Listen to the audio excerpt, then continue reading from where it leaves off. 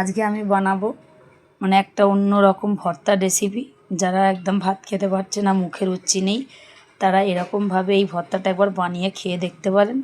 এতে মুখে রুচিও ফিরে আসবে আর অনেকটা ভাতও খেতে পারবেন। খুব ভালো একটি ভর্তা রেসিপি, বেগুন ভর্তা। তাই আমি কিভাবে বানাচ্ছি তাহলে আমার ভিডিওর মাধ্যমে দেখতে থাকুন। আর ভিডিওটা দেখে ভালো লাগলে ফলো দিয়ে রাখবেন, ইউটিউব দিয়ে দেখলে সাবস্ক্রাইব করে রাখবেন। এবার আমি বেগুনটাকে এক পিঠ উল্টে দেবো।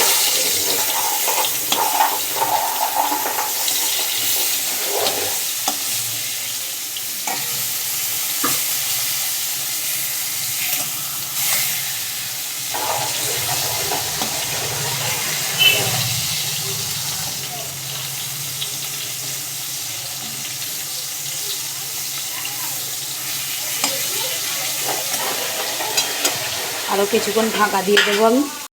এবার আমি এখানে নিয়ে নিয়েছি কয়েক কোয়া রসুন আর দুটো শুকনো লঙ্কা, আপনারা যেমন ঝাল খাবেন সেরকম দিতে পারেন।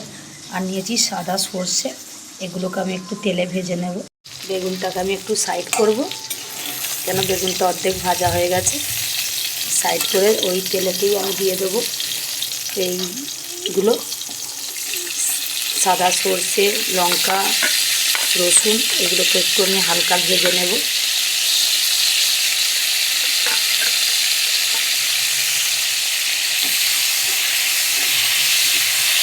রসুনটাকেও লাল করব, রসুন আর লঙ্কা, তার সঙ্গে সর্ষেটাও ভাজা হয়ে যাবে। সর্ষেটা দিলে সর্ষেটার ঝাঁঝটা একটু বেগুনের সাথে খুব ভালো লাগবে, তাই আমি সর্ষেটাকে দিয়েছি, আপনারা নাও দিতে পারেন। আর সর্ষে বলো পোস্ত বলো, এগুলো দিলে তরকারির স্বাদ একটু বেড়েও যায়। আর যেহেতু বেগুন ভর্তা করবো, সর্ষেটা খাওয়া খুবই ভালো মনে হয়, কেন যাদের সর্দি থাকে আর সর্ষের একটা যে ঝাঁঝ থাকে, এটাতে গরম ভাতের সঙ্গে খেতে খুব ভালো লাগে, তাই আমি সর্ষেটাকে দিয়েছি। এখানে আমি বেগুন, রসুন, লঙ্কা, সর্ষে এগুলোকে সব একসঙ্গে ভাজছি। আজকে এটা দিয়ে একটা রেসিপি বানাবো, তাহলে দেখতে পাবেন কি রেসিপি বানাচ্ছি। তাহলে আমার ভিডিওর মাধ্যমে আপনারা দেখুন।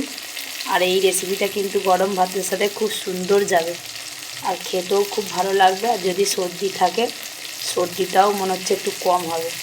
তাহলে আমার ভিডিওতে দেখতে থাকুন। সর্ষেটা আর রসুনটা ভালো করে ভাজা হয়ে গেছে, এই যে রসুনের রঙটাও চেঞ্জ হয়ে এসছে। আমি বেগুনগুলোকে সাইড করে এটাকে ভেজে নিয়েছিলাম। আর একটু ভাজবো, কেন রসুনটা একটু বাকি আছে। সর্ষেগুলোও ভালো করে ভাজা হয়ে গেছে। এবার আমি কেটে রাখা পেঁয়াজটাকেও এতে দিয়ে দেবো। পেঁয়াজগুলোকে আমি কাঁচা দিতেও পারতাম, কিন্তু পেঁয়াজটাকেও আমি একটু অল্প ওই তেলটাতে একটু লাল করে নেবো, কেন কাঁচা পেঁয়াজের গন্ধটা খুব একটা ভালো নয় আর ভর্তাটা ভালো লাগবে না। সব কিছুই ভেজেছি, ওই জন্য পেঁয়াজটাকেও আমি একধারে দিয়ে লাল করে নিচ্ছি। মানে বেশি ভাজবো না, অল্পই ভাজবো। পেঁয়াজটাকেও আমি হালকা ভেজে নিয়েছি, সব কিছু ভালো করে ভাজা হয়ে গেছে। বেগুনটা তো সিদ্ধ হয়েই গেছে। এবারে সব আমি তুলে নেব, তুলে নিয়ে ভর্তাটা করব। পেঁয়াজটা আর ভাজবো না, পেঁয়াজের কাঁচা গন্ধটা শুধুমাত্র চলে যাওয়ার জন্যই আমি দিয়েছিলাম। এবার সব ঢেলে নেব। এই যে আমি ঢেলে নিয়ে চলে এসেছি। এবার এইগুলোকে মাখাবো নুন দিয়ে। নুন নিয়ে নিয়েছি, অল্প একটু নুন। আগে লঙ্কাটাকে ছানবো নুনের সঙ্গে।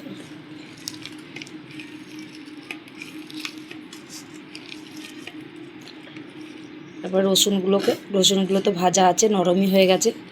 হাত দিয়ে একটু টিপে নেব। রসুন লঙ্কা সব হাত দিয়ে ভালো করে টিপে নেবো একটু।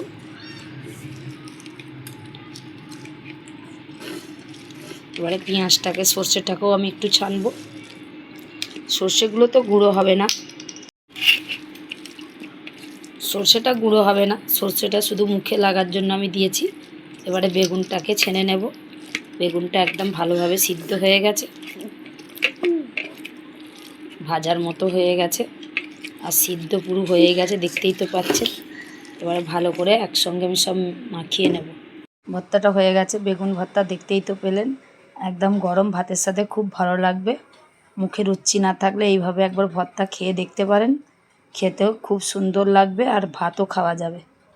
তা আপনারাও একবার বানিয়ে খেয়ে দেখতে পারেন। আর ভিডিওটা দেখে ভালো লাগলে ফলো দিয়ে রাখবেন, ইউটিউব দিয়ে দেখলে সাবস্ক্রাইব করে রাখবেন।